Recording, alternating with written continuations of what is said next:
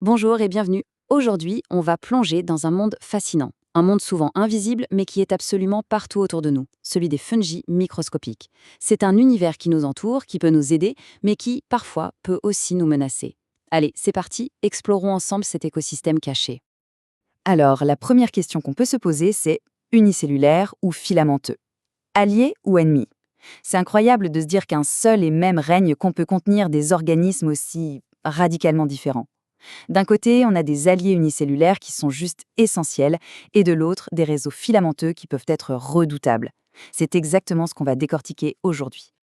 Alors, voilà le programme. On va commencer par définir ce qu'est un fungi, histoire de poser les bases.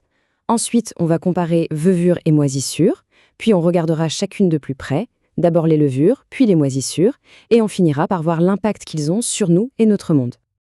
Allez, on attaque la première partie. Qu'est-ce qu'un fongi? C'est essentiel de bien définir ce règne qui est vraiment à part. Alors, pour faire simple, la définition de base, c'est que les fungi, qu'on appelle aussi eumycota, ce qui veut dire vrais champignons, eh bien, ce sont des organismes eucaryotes. Et ça, c'est super important. Ça veut dire que leurs cellules ont un noyau bien défini, avec des organites, exactement comme nos propres cellules ou celles des animaux et des plantes. Et justement, si on regarde où ils se placent dans le grand arbre de la vie, on voit bien qu'ils ont leurs propres branches bien à eux dans le domaine des eucaryotes. Mais la vraie surprise, le truc un peu contre-intuitif, c'est qu'ils sont en fait beaucoup plus proches de nous, les animaux, que des plantes. Assez fou, non? Bon, alors qu'est-ce qui fait qu'un fungi est un fungi? Quels sont leurs points communs?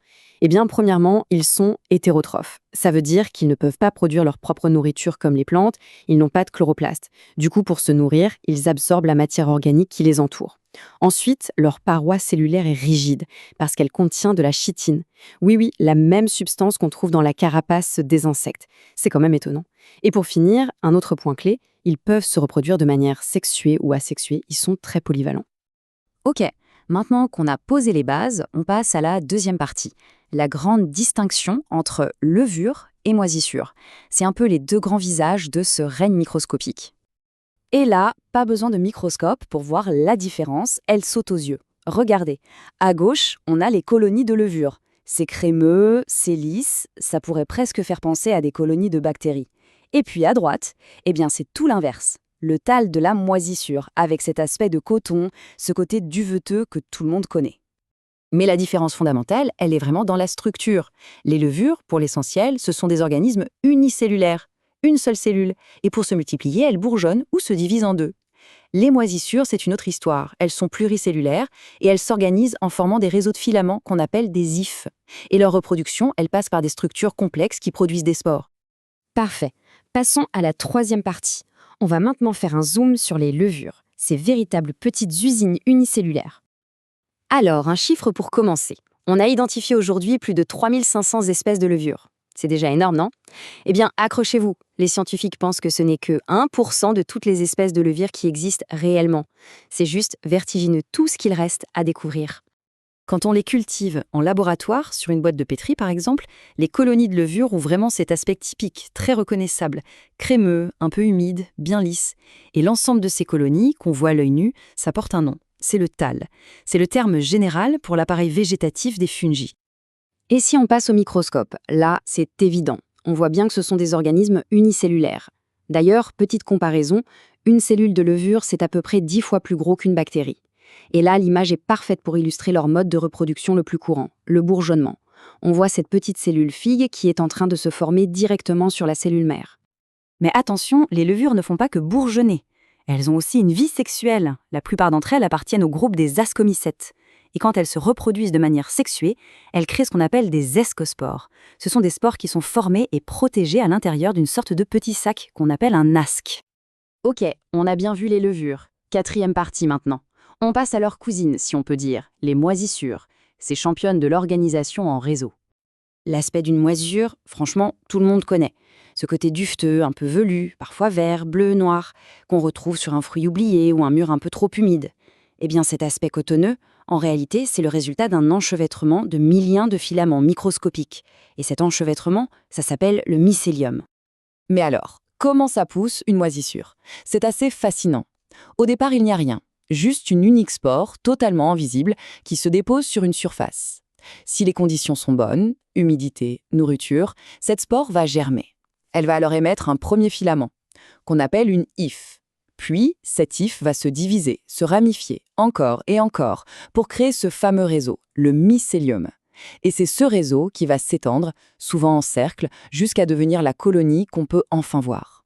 Et si on regarde ces filaments au microscope, on s'aperçoit qu'il y a deux grands types.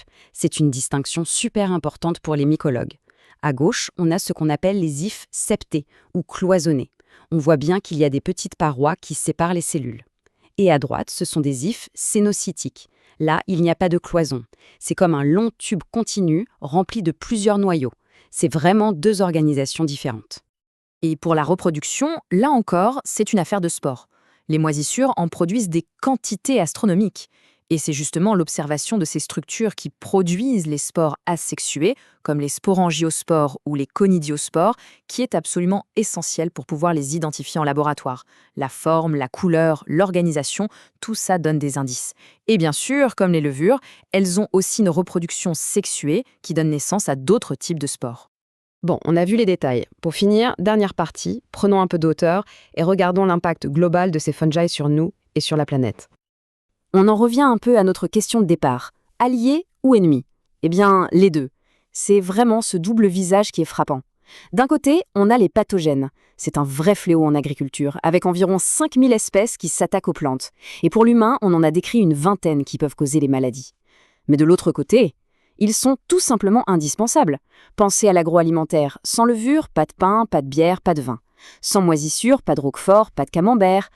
Et pour vraiment prendre la mesure de ce monde, un dernier chiffre.